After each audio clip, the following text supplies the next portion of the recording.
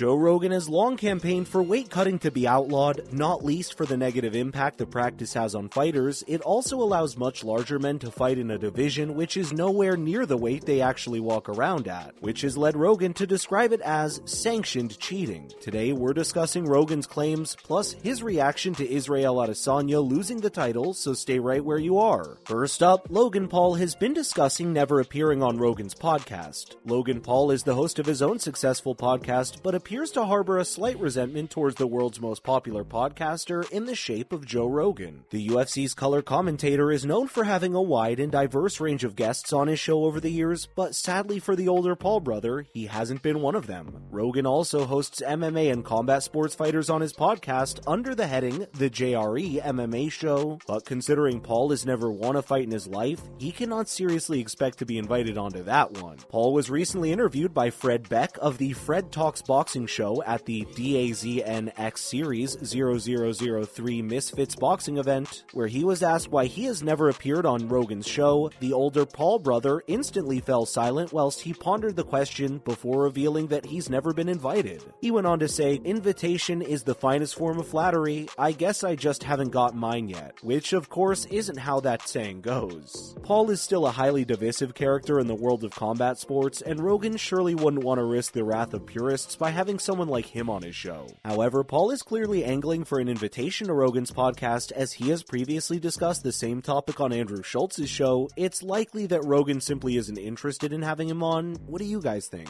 Next, we're discussing rumors of a potential next opponent for Alex Pereira. As we know, Pereira dethroned Israel Adesanya last weekend to become the third current Brazilian UFC champion, and attention quickly turned to who he might go up against next, as Izzy has suggested he could be set to take an extended time off. This week it has been claimed that the newly crowned champion could be set for a super quick turnaround against a certain Khamzat Chimaev, who destroyed Kevin Holland inside one round recently. Chimaev has called out Pereira as he has set his sights on becoming champion of both the welterweight and middleweight division, but surely the Russian suggestions of December 10th are ridiculous considering Pereira just went 5 rounds with Izzy. Khamzat, who embarrassed himself and his team by turning up to his fight against Nate Diaz more than 7 pounds overweight, is known to want to move to middleweight considering he finds it so difficult to make 170, but the idea of Pereira making his first defense against someone as dangerous as Khamzat less than a month after winning the title is ludicrous. In all likelihood, Khamzat will have to wait for his shot at the title, as Izzy will more than likely want the next shot, even though he has suggested he will take some time out. There is also Rob Whittaker to consider, who is next out against Paulo Costa early next year. If he wins, he will want a title shot, so could that set up a fight between Khamzat and Izzy? Izzy's coach has been discussing the stoppage next. Stay with us. Of course, whenever a champion loses a belt without being knocked out cold or submitted, there will always be those who suggest that the referee should let the champ go out on his shield. However, the more sensible amongst us realize that irreparable damage can be done by letting a fighter carry on who isn't defending himself. One of those who is firmly in the latter camp is Adesanya's coach, Eugene Behrman, who has actually thanked Mark Goddard for stepping in and ensuring Israel Adesanya fights another day. Of course, Izzy feels differently, but he is going to. Behrman saw what the rest of us saw and knew his man was in trouble as the Pereira onslaught gathered pace. The coach was recently talking to Combat TV and told them he truthfully believed the stoppage wasn't early. He added, "I'm happy with the stoppage personally. I thought Israel was in trouble. Of all my experience that I've had in the sport, I saw some signs that he was in trouble." Goddard thankfully stepped in, which Behrman said he was happy about, as Izzy now gets the chance to fight another day. Had Goddard let the fight continue, anything could have happened, which is what Coach Behrman pointed out. The fight signaled the first time Adesanya had been stopped in MMA, so he will need to go back to the drawing board to figure out how he beats the man who has now beaten him 3 times in 2 different disciplines. Adesanya has suggested he will fight Pereira another 2 times. Next, stay tuned. As Izzy figures out his next steps, there is one thing he is sure of: his rivalry with Alex Pereira isn't over. Talking to Ariel Helwani after his loss this last weekend, Adesanya revealed that he is far from done with Poatan, even though he is now 0-3. The former champion appeared to be in good spirits and suggested that he would of course watch the fight over, but he isn't going to fixate on it. He then added that he's not going to dwell on the results, as he will probably fight him 2 more times. Of course, he will need to go away and devise a foolproof plan to beat the Brazilian, if there is such a thing. thing, considering the Indian sign, Powhatan, seems to hold over the Kiwi, but that is easier said than done. Izzy then claimed that he would even be willing to fight Alex even if he doesn't have the belt. Of course, he hopes the newly crowned champ still has the title, but he did concede that he will still fight him if he doesn't. What do you make of Adesanya's words? So, what's all this about sanctioned cheating? Let's see. Well, Rogan is no stranger to suggesting that weight cutting should be abolished and MMA should introduce more weight classes, and the longtime UFC employee was recently discussing the issue once again after Alex Pereira took former middleweight champion Israel Adesanya's belt. Pereira walks around at about 220 pounds between fights, which is far above even the light heavyweight limit of 205 pounds, which has prompted Rogan to suggest that Powhatan is too big for the middleweight division. As we all know, fighters gorge themselves after weigh-in and enter the octagon far above the divisional limit, something which Rogan describes as basically sanctioned cheating. The stand-up comedian who was hosting Jack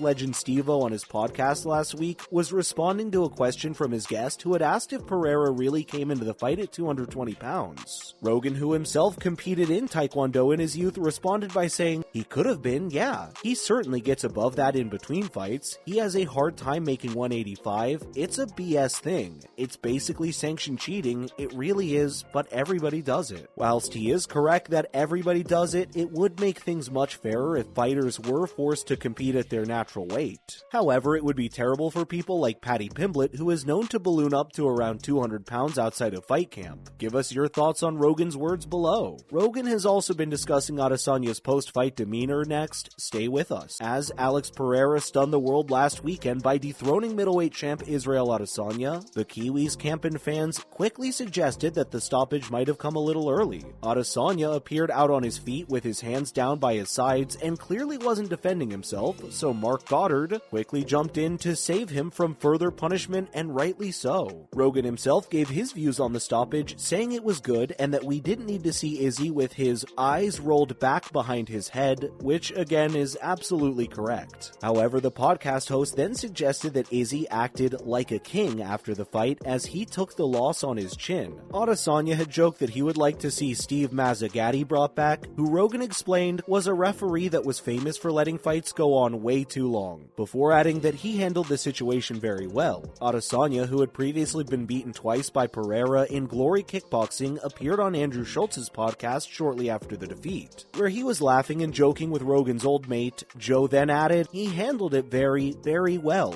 It's effing the game they play, man. I mean, Izzy knocked a lot of effing people unconscious. Izzy put it on everybody in the division." What do you guys make of Israel Adesanya's reaction to losing his middleweight crown? Let us know. As usual, thank you so much for dropping in on us today, and remember to swing by again next time for some more fun reveals. And don't forget to like, share, and subscribe to our channel. Bye, guys.